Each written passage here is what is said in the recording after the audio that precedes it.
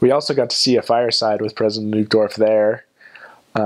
He actually came to the mission. He was planning on doing a fireside for the entire stake, but word travels in Germany, and so do people. So we got people from all the way over on the other side of Germany coming in to hear President Uchtdorf speak. And I think what struck me most about his talk, and also about his wife's talk, is how different the feeling was in the room versus when he talks in general conference. When President Uchtdorf talks in English, he tends to use really verbose language. I think like one of his favorite words is majestic, because he uses that one a lot. He describes things in very kind of a grandiose vocabulary, intense manner.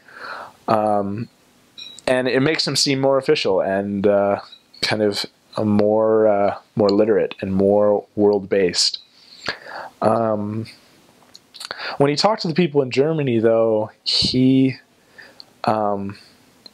the feeling that was in the room was that he was in the audience. He wasn't necessarily, I guess, a sage on a stage, but more of a guide on the side. And I think he firmly believes in the idea that people develop themselves. And so it wasn't so much that he was leading the charge as he was standing by our side and helping us as individuals see our true potential. And I think that really affected a lot of the investigators that we brought to that fireside. It really changed things for the better. It was pretty neat I didn't actually get to meet President Uchtdorf because he was crowded by people that he knew after the fireside. But I did get to talk to his wife.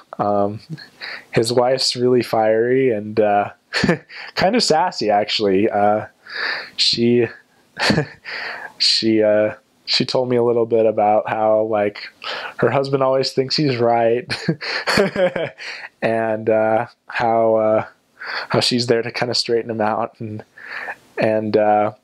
she's very independent that way. And I think you'll find in Germany it's that way with a lot of German women. They're very, very independent, but they're also very family based.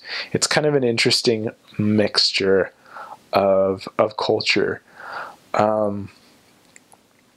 They tend to be independent in the sense that they want to think for themselves. They want to be their own person.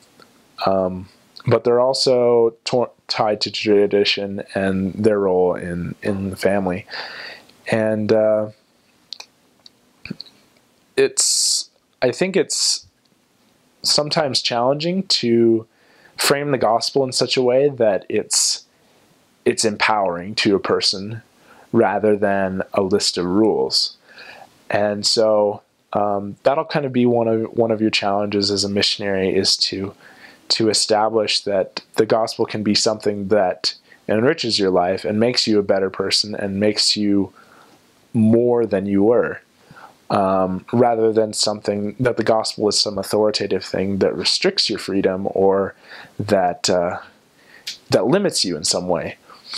And so I think that perspective is important to the German people, just because of their history and all the things that they've gone through as a country. They need to know that they have power over their own destiny and their own life, and that that there is a higher power that's helping them, but that no one is doing it for them. That this is a decisions they make are their own, and yeah, I think that's important to all people, really, but especially so to the Germans, because that's who they are as a people.